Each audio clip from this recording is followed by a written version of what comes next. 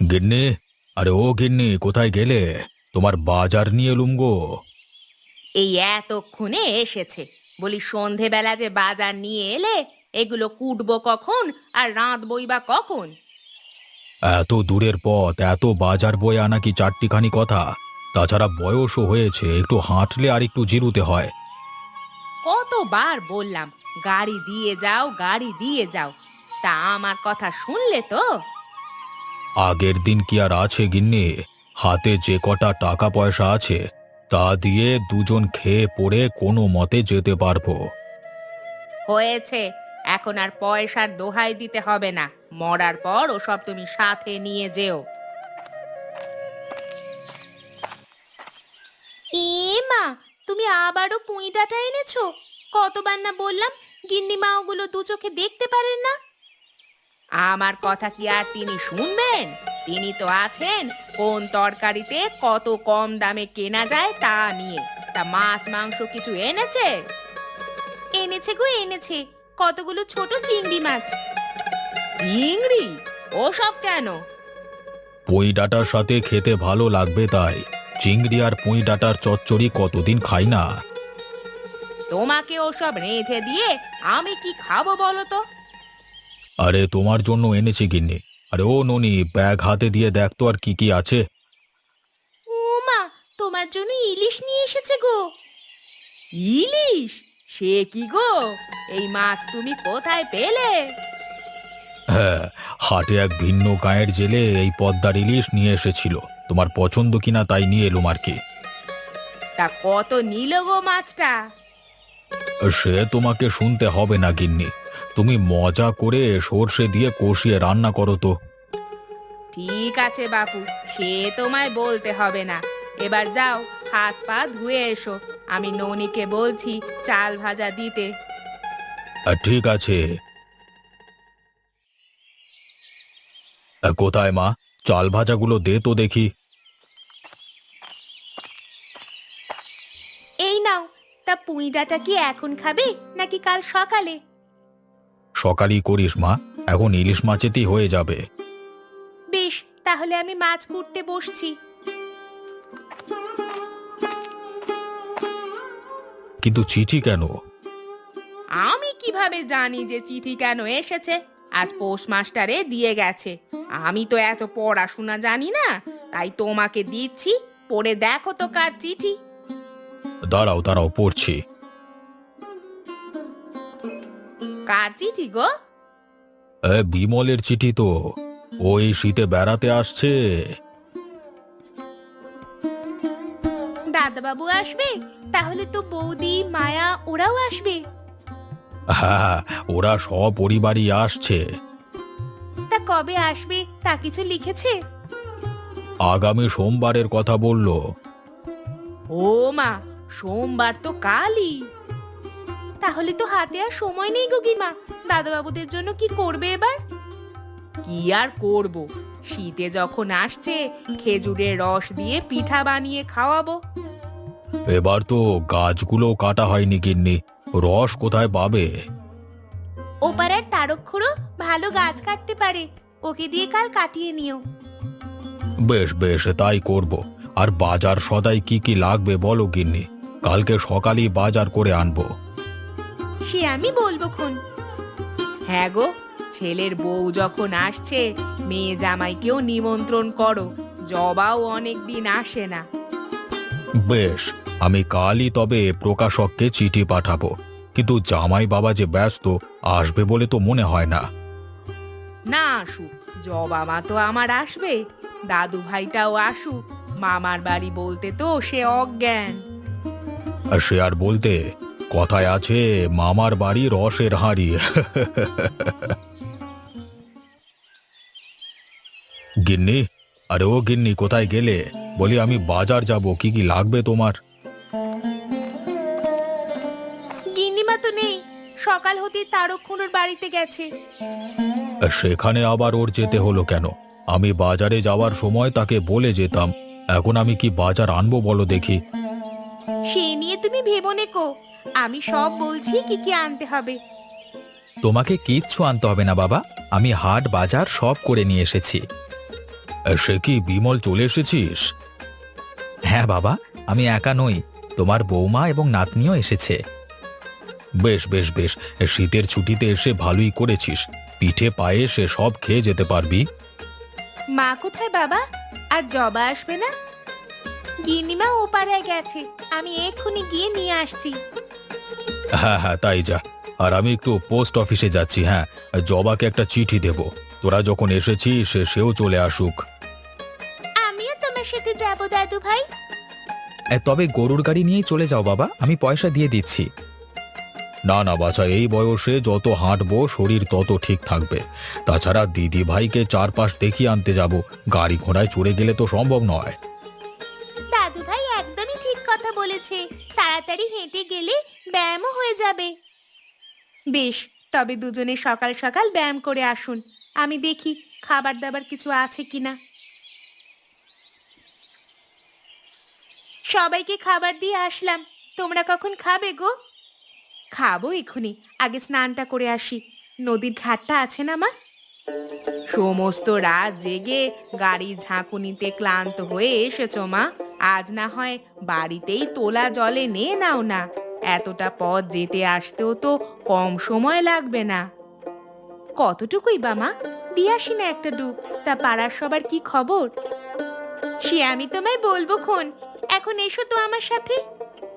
তাই যাও, আমি ওদের খাবার দাবার দিচ্ছি। মা, ও মা, নদীতে যাচ্ছ তুমি? আমিও যাব তোমার সাথে।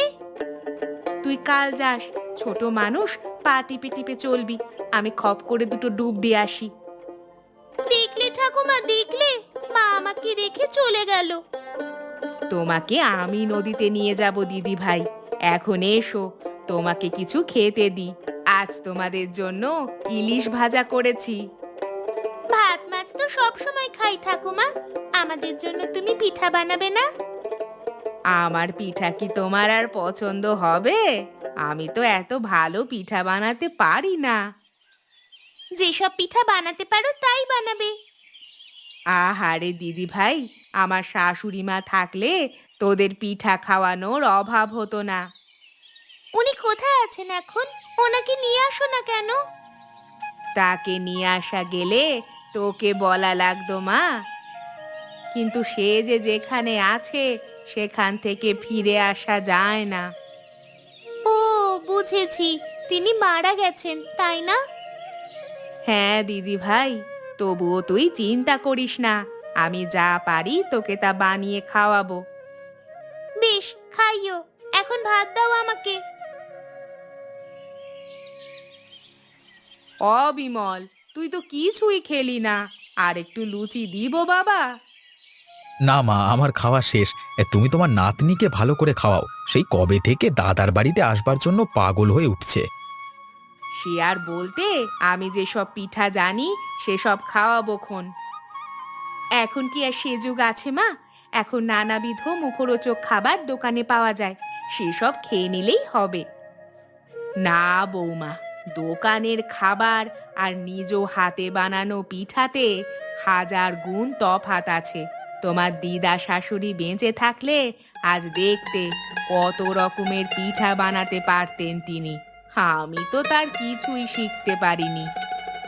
হ্যাঁ, দিদা তো লেখাপড়া জানতেন শুনেছি। কোনো খাতাপত্রতে তিনি সেসব পিঠার উপকরণ লিখে রেখে যাননি? তা জানতো বই কি, মৃত্যুর আগে কি সব লেখালেখিও করেছে, কিন্তু কোথায় সেসব খাতাপত্র আছে কে জানে। আমি অন্তত সেরকম কোনো লেখা পাইনি। তাহলে আর কি, ঠাকুমার হাতের পিঠাই খেতে হবে।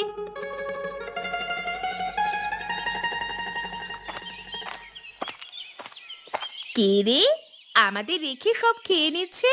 সাবধান, আমার না আসা অব্দি কোনো কিছুতে হাত দেওয়া যাবে না। ওমা, ছোট দিদি দেখছি। গিনিমা দেখো, তোমার মেয়ে নাতি এসেছে।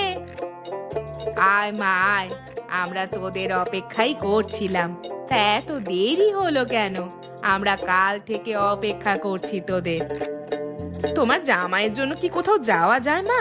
সারা বছর এটা না ওটা নিয়ে ব্যস্তই থাকে, আমি একা আসার সাহস পাই না আবার। আমি কি করব বলুন তো মা, সারাদিন ব্যবসা বাণিজ্য নিয়ে ব্যস্ত থাকতে হয়, একটু হাঁপ ছেড়ে বাঁচবার সুযোগ নেই। সে আমি বুঝি বাবা, তা আসতে কোনো অসুবিধে হলো না তো? না মা, পুরো পথ গাড়িতে চেপিয়ে এসেছি। তা দাদা কবে এলেন? আমরা এলাম কদিন হলো। তা তোমরা কেমন আছো? দাঁড়িয়ে কেন, এদিকে এসো, বসো আমাদের সাথে। এসো বাবা, বসো বসো, বসে পড়ো। খাওয়া দাওয়ার সাথে বাকি আলাপও হয়ে যাক।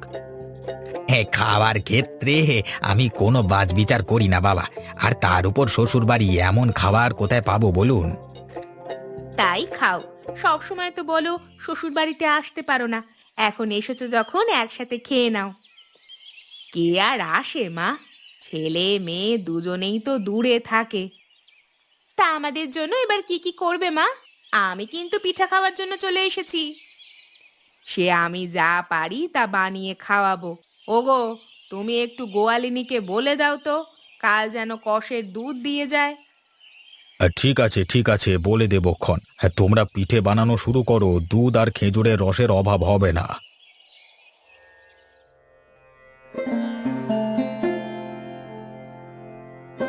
গিন্নিমা, ও গিন্নিমা, আরো জিনিস নামাবো? না রে, এতেই হয়ে যাবে। আর নামাস নে, ওসব ধুয়ে তুলতে আবার অনেক কষ্ট। মা, দুধ নাড়ু বানানোর ছাঁচ ছিল কয়েকটা, ওগুলো কোথায় গো? ওগুলো আলমারিতেই আছে কোথাও। অননি, দেখ তো একটু খুঁজে। দেখছি গিন্নিমা। কি রে ননি, ছাঁচগুলো পেলি নে? পাবে কি করে, দেখো দাঁড়িয়ে দাঁড়িয়ে পড়াশুনো করছে। পড়াশুনো? তা কি পড়ছিস তুই? কিছুই তো বোঝা যায় না গিন্নিমা, দেখো তো কি সব লেখা। কই দেখি, দে তো। কি রে মা, কি লেখা ওতে? ও মা, এ যে ঠাকুর মায়ের সেই পিঠার খাতাখানা। সত্যি? এটা মায়ের লেখা খাতা? এখানে অনেক মজার মজার পিঠার কথা লেখা আছে। হ্যাঁ গো মা, দেখো, নকশি পিঠা, পাকান পিঠা, মুগ পিঠা, সব পিঠা আছে এতে। বেশ বেশ বেশ, তাহলে তো আর কোনো চিন্তাই থাকলো না। আমি এবার দিদি ভাইকে এখান থেকে পিঠা বানিয়ে খাওয়াবো। শুধু দিদি ভাইকে খাওয়ালে হবে না মা, আমাদেরও খাওয়াতে হবে। সে খাওয়াবো মা, এখন যা কাজ শুরু কর। আটা ভেঙে সবকিছু তৈরি করতে হবে। গোয়ালি দুধ দিয়েছে ননি? সে সকালেই দিয়ে গেছে, আমি ফুটিয়ে রেখে দিয়েছি। বেশ, এবার তাহলে জাতাটা বের কর, চাল ডাল ওতেই ভাঙতে হবে। ঠিক আছে মা, আমি জাতা বের করে সব ভেঙে রাখছি। ঠাকুমা, ও ঠাকুমা, তোমার পিঠা বানানো কখন শুরু করবে? করব দিদি ভাই, করব। ননি নারকেলটা নিয়ে আসুক। ননি, ও ননি, নারকেলটা কুড়িয়েছিস মা? এই নাও, সব নারকেল কুড়োনো শেষ। তুমি এখন পিঠা বানাতে শুরু করো। তা কোন পিঠা বানাবে মা?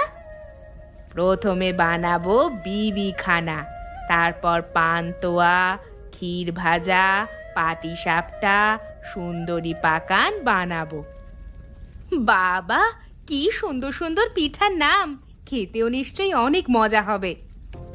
হ্যাঁ রে, এসব আমার শাশুড়ি মায়ের হাতের পিঠা, আজ আমি সবাইকে খাওয়াবো। আমার তো দুধের পিঠা খেতে খুব ভালো লাগে, তুমি কি দুধের কিছু বানাবে না? বেশ, তাহলে তোর জন্য সর ভাজা আর দুধ পুলি বানিয়ে দিব। কি মজা কি মজা, আর দুধ পুলি খাবো। তারপর মা, আপনার পিঠা বানানো কত দূর? এই তো শুরু করলাম মা। তা বিমল আর প্রকাশ কোথায়? ওরা বৈঠকখানায় গল্প করছে। এদিকে রাতও হয়ে এলো, ওদের তো কিছু খেতে দেওয়া হলো না। সে নিয়ে তুমি চিন্তা করো না গো বৌদি, আজকে আমরা পিঠে খেয়েই কাটিয়ে দিব। শুধু আজ নয় পিসি, আমরা এই কয়দিন পিঠা খেয়েই থাকবো। ওসব পিঠা আমি খেতে পারবো না বাবা, আমার জন্য কিন্তু ভাত মাছ লাগবে। কথায় আছে মাছে ভাতে বাঙালি। বাঙালিরা কেবল ভাত মাছই খেয়ে থাকে না বৌমা, এই দেশে 12 মাসে 13টা পার্বণ হয়। আর এসবের মধ্যে নানা রকম পিঠার ছড়াছড়ি থাকে। ঠিক বলেছ মা, পিঠা হলো আমাদের ঐতিহ্য। শীতকাল এলেই বাড়িতে বাড়িতে পিঠা বানানো ধুম পড়ে যায়। বেশ, তাহলে আজ পিঠা খেয়েই রাত কাটাবো। দেখবো আজ কেমন পিঠা বানাতে পারো। ঠিক আছে বৌদি, আজ পিঠা বানিয়েই তোমার মন জয় করব। একবারেই পিঠা খেলে তুমি আর ভুলতে পারবে না।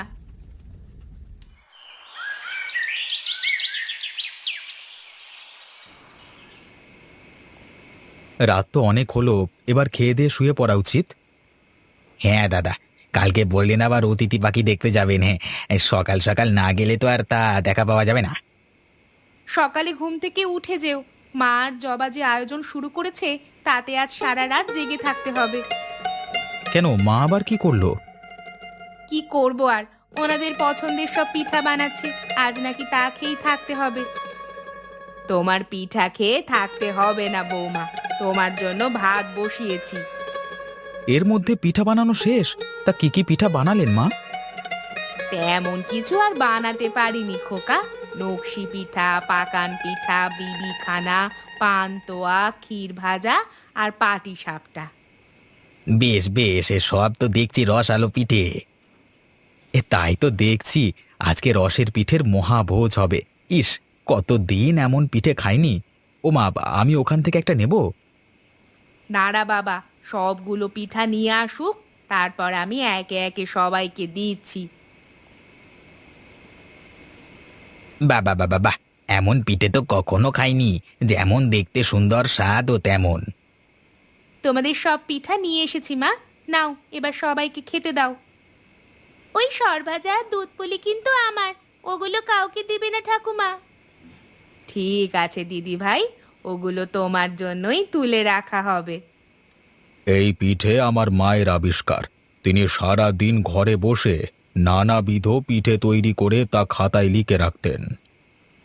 আজ আমরা সেই খাতা পেয়ে ঠাকুরমার হাতের পিঠাকে দ্বিতীয়বার আবিষ্কার করেছি। সত্যি, এই পিঠের তুলনা হয় না। এমন মজার পিঠে বড় বড় হোটেলও বানাতে পারবে না। তা আমাদের শহুরে বৌদির কেমন লাগছে পিঠা খেয়ে? আপনার কিন্তু এগুলো শেষ করে ভাত খেতে হবে। ভাতের কথা বলে আমায় আর লজ্জা দিও না গো জবা। মায়ের হাতের পিঠার স্বাদের কথা শুনেছিলাম, আজ তা নিজে স্বীকার করছি।